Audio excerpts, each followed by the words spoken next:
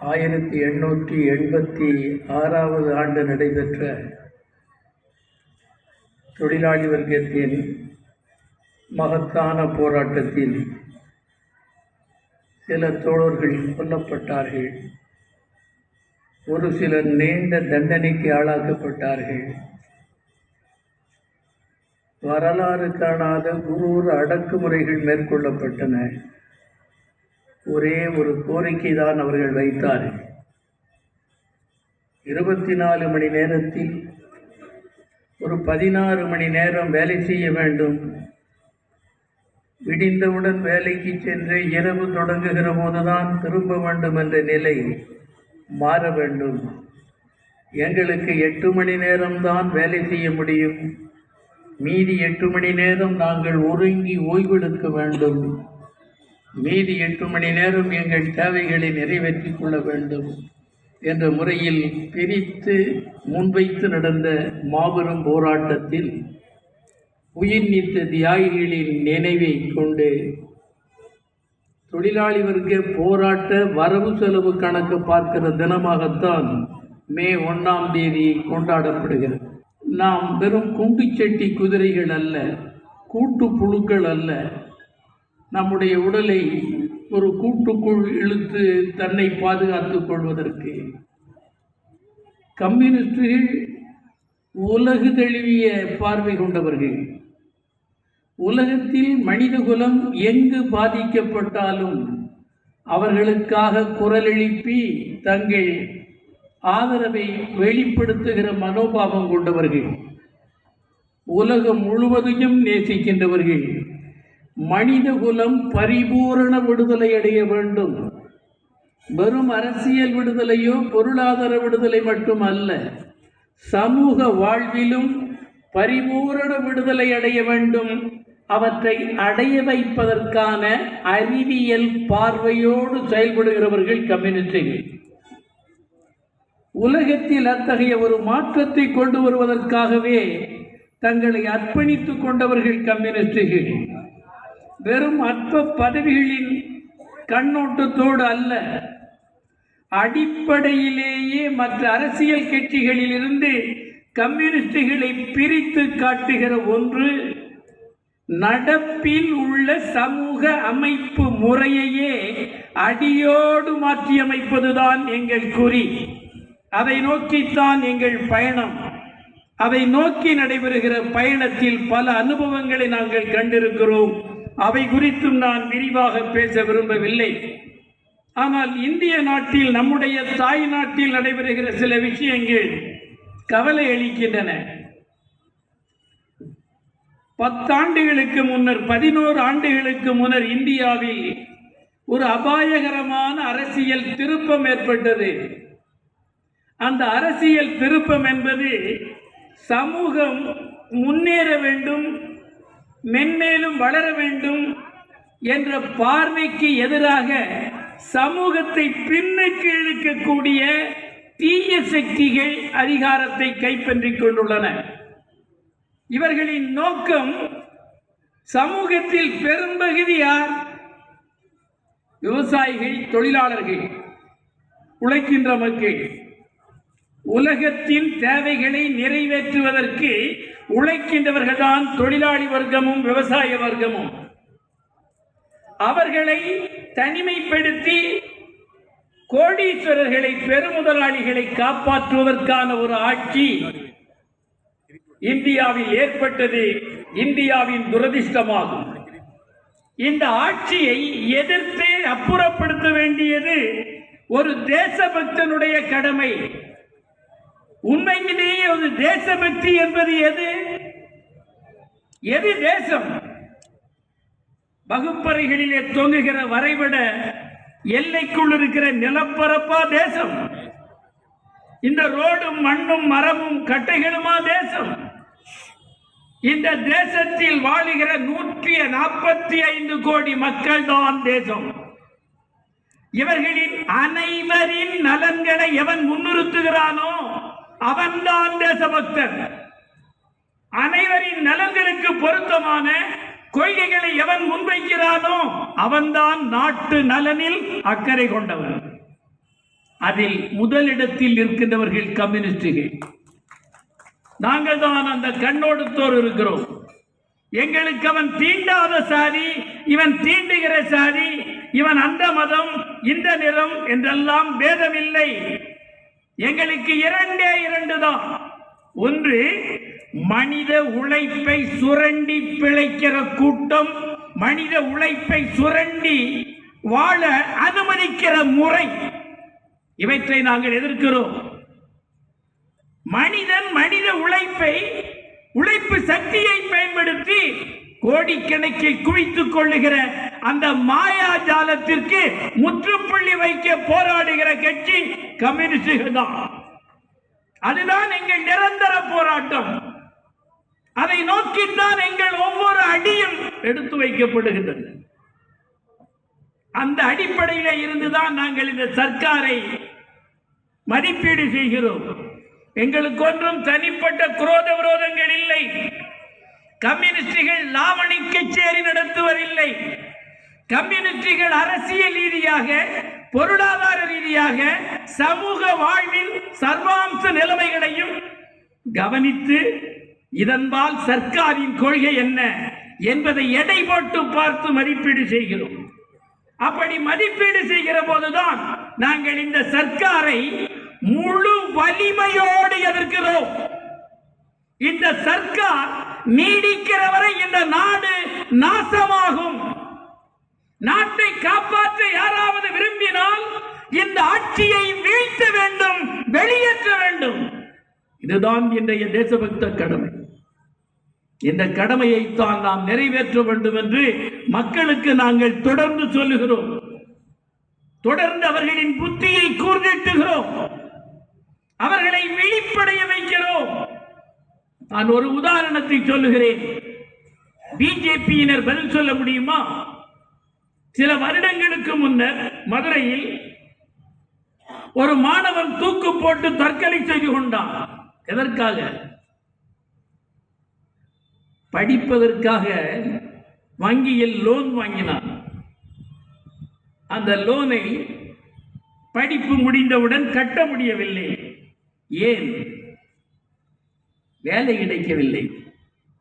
வேலை கிடைத்திருந்தால் நான் கட்டியிருப்பேன், எனக்கு வேலை கிடைக்கவில்லை என்று அந்த மாணவன் கட்ட இயலவில்லை என்று இருந்தபோது வேட்டை நாய்கள் வேட்டையாடுவதை போல அந்த எளிய மாணவனை வேட்டையாடினார்கள் ரிலையன்ஸ் குரூப் வசூலிப்பதற்காக. அந்த அச்சுறுத்தலை தாங்க முடியாமல் அந்த மாணவன் தற்கொலை செய்து கொண்டான். அப்படி தற்கொலை செய்து கொண்ட அந்த மாணவன் கடிதம் எழுதிவிட்டு போனான். இப்படி வேலை கிடைத்திருந்தால் கட்டியிருப்பேன், வேலை கிடைக்கவில்லை. நியாயம்தானே இது? இது ரொம்பவும் மனிதநேயத்தோடு பார்க்க வேண்டிய விஷயமா இல்லையா? உங்கள் ஆட்சியில் வேலையின்மை வரலாறு காணாமல் உயர்ந்து விட்டது. வேலை கிடைக்காததால் கடன் கட்டவில்லை, நான் கட்ட மாட்டேன் என்று சொல்லவே இல்லை. அவனுக்கு கடனை ரத்து செய்திருக்க வேண்டுமா இல்லையா? நாடாளுமன்றத்தில் நானே கேள்வி கேட்டேன். இதே நிர்மலா சீதாராமன் மறுத்தார். கல்விக்காக பெற்ற கடனை ரத்து செய்ய மாட்டோம் என்று அறிவித்தார். ஆனால் இந்த 11 ஆண்டுகளில் 16 லட்சம் கோடி ரூபாய் கார்ப்பரேட் பெருநிறுவனங்களுக்கு ரத்து செய்தீர்களே, நீங்கள் யாருடைய ஆட்சி? தற்கொலை செய்து கொண்ட மாணவனை போன்றவனுக்கான ஆட்சியா? அதானி அம்பானி போன்ற பெருமுதலாளிகளுக்கான ஆட்சியா என்று நான் கேட்க விரும்புகிறேன். இது தொழிலாளி வர்க்கத்தின் குரல், இந்திய ஆன்மாவின் குரல். பதில் சொல்லுங்கள். அது மட்டுமா செய்தீர்கள்? 32% இருந்த கார்ப்பரேட் வரியை 22% குறைத்து விட்டார்கள். சில இனங்களில் 18% குறைத்திருக்கிறார்கள். யாருக்கு? வக்ஃபுக்கு சொந்தமான நிலத்தில் தான் முகேஷ் அம்பானி 15,000 கோடிக்கு வீடு கட்டி இருக்கிறார். அந்த ஏழைக்கு குறைத்திருக்கிறார்கள். இது நியாயமா? மனச்சாட்சி இருந்தால் பதில் சொல்லுங்கள். ஒரு மாணவனை தற்கொலை செய்யாமல் தடுத்திருக்க முடியும். அவனுக்கு வேலை இல்லை, எனவே அதை ரத்து செய்யலாம் என்று முடிவெடுத்திருந்தால் ஒரு பிரஜை செத்திருக்க மாட்டான். ஆனால் 15,000 கோடியில் வீடு கட்டி ஒரு குடும்பத்திற்கு ஒரு வீடு கட்ட செலவழித்திருக்கிறவர்களுக்கு ரத்து செய்கிறீர்களே, நேர்மையா? இது நாணயமா? நீங்கள் யாருடைய ஆட்சி? ஏழைகளின் ஆட்சியா, கோடீஸ்வர கும்பலின் ஆட்சியா? பதில் சொல்லுங்கள். பதில் சொல்ல மாட்டார்கள் அவர்கள். கார்ப்பரேட் கம்பெனிகளால் இறக்கி வரப்பட்ட கொத்தடிமைகள் அவர்கள். அப்படித்தான் செய்வார்கள். நாம் விழிப்படைய வேண்டும்.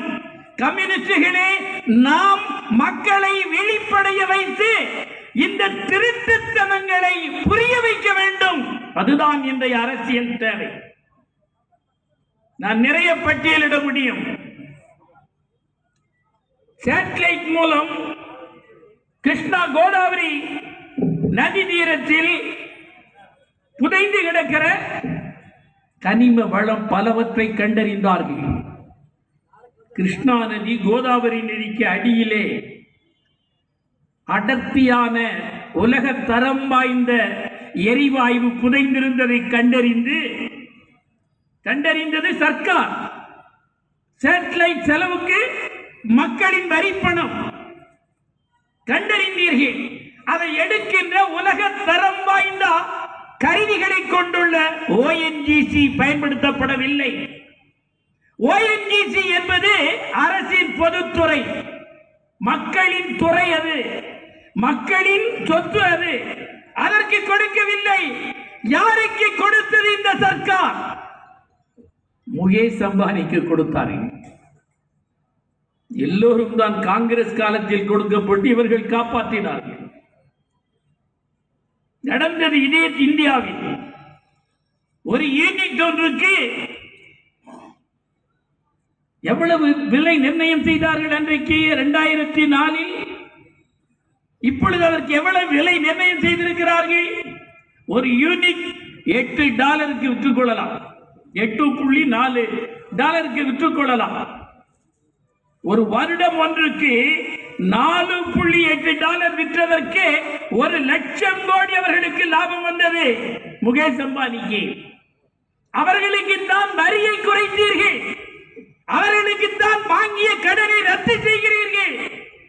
உங்கள் கையில் ராணுவம் இருக்கலாம், மிருகபலம் கொண்ட காவல்துறை இருக்கலாம். இது போக உங்களுக்கு தொண்டூழியம் புரிகிற கொத்தடிமைகள், ரவுடி கும்பல் கூட இருக்கலாம். ஆனால் இது நீண்ட காலம் நீடிக்காது. இத்தகைய தீய செயலை செய்து கொண்டு அதிகார திமிரால் எதையும் நடத்தலாம் என்று மிரட்டுவீர்களே, ஆனால் காலம் உங்களை தண்டித்தே தீரும். காலண்டர் காகிதங்கள் இன்றோடு நின்று விடாது, கிழிபடும். காலங்கள் நகரும். காலம் குறிவைத்து தண்டிக்கும். நிறைய இருக்கிறது. உங்களுடைய ஊழலை பற்றி பேசுகிற தார்மீக தகுதி பிஜேபிக்கு இருக்கிறதா? ஒரே ஒரு கேள்விக்கு பதில் சொல்லுங்க. தேர்தல் பாண்டு மூலம் பெருமுதலாளியிடம் எவ்வளவு கோடி நீங்கள் நன்கொடை பெற்றீர்கள் என்பதை பகிரங்கமாக இந்தியர்களுக்கு அறிவிக்க தயாரா? நாடாளுமன்றத்தில் வெள்ளை அறிக்கை வைக்க தயாரா? யார் கொடுத்தார்கள்? எங்கிருந்து பெற்றீர்கள்? அதற்கு சட்டம் இயற்றியதே நீங்கள் தானே. சட்டம் இயற்றிக் கொண்டுதானே தேர்தல் பாண்டு முறையில் பணம் குவித்தீர்கள். இது ஊழலா இல்லையா? உச்ச நீதிமன்றம் என்ன சொல்லியது தெரியுமா? தேர்தல் பாண்டு முறை சட்டவிரோதமானது என்று தெரிவித்தது. நாங்கள் சொல்லவில்லை. சொல்லியது. தேர்தல் பாண்டு முறை சட்டவிரோதமானது என்று அதை ரத்து செய்தது. நேர்மையும் நாணயமும் இருந்தால் அன்றைக்கே இந்த அமைச்சரவை ராஜினாமா செய்திருக்க வேண்டும். சத்தியமேவ ஜெயதே என்று முழங்குகிற நாக்கு அழுகி போகாதா? சத்தியமேவ ஜெயதே என்று சொல்லுகிற உரிமை, தார்மீக உரிமை உங்களுக்கு உண்டா? கிடையாது. நீங்கள் அப்படி நடந்து கொள்வது இல்லை. எப்படி அந்த பாண்ட் சேர்த்தீர்கள்? உச்ச நீதிமன்றமே சொல்லிவிட்டதே சட்டவிரோதம் என்று, இனி நாம் அதை செய்யக்கூடாது என்று. என்ன செய்தீர்கள்? எனவே இதற்கு மேல் நான் நீட்டிக்க விரும்பவில்லை. ஒரே ஒரு விஷயத்தை குறிப்பிட விரும்புகிறேன். அரசியலில் இவர்கள் பாசிஸ்டுகள், பொருளாதார வாழ்வில் இவர்கள் இந்திய சந்தையை அமெரிக்க ஏகாதிபத்தியத்திற்கும் மேற்கத்திய ஏகாதிபத்திய நாடுகளுக்கும் திறந்துவிட்டு கொள்ளையடிக்க அனுமதிக்கிறவர்கள். இந்தியாவில் புதைந்து கிடக்கிற வரம்பற்ற இயற்கை வளத்தை மலிவான விலையில் கொள்ளையடிக்க அனுமதிக்கிறவர்கள் இவர்கள். எனவே இவர்கள் நீடிக்கலாமா? யோசியுங்க. பனியன் கம்பெனிகளில் கூட பலர் பிஜேபி வந்தால் வானத்தை கீறி வைகுண்டத்திற்கே நம்மை அழைத்து செல்லுவார்கள் என்று நினைத்தவர்கள் உண்டு. ஆனால் நிலைமைகள் என்ன? நாங்கள் வெற்று வெறுப்பாளர்கள் அல்ல. விவரங்கிட்ட குருட்டு பூனை விட்டத்தில் பாய்வது போல் பாய்கிறவர்கள் அல்ல கம்யூனிஸ்டுகள். ஆதாரத்தோடும் தெளிந்த நீரோடை போல் தெளிந்தால் தான் நாங்கள் விமர்சனத்தை முன்வைப்போம். இதற்கெல்லாம் பதில் சொல்ல வேண்டியவர்கள் யார்? இவர்கள் தான்.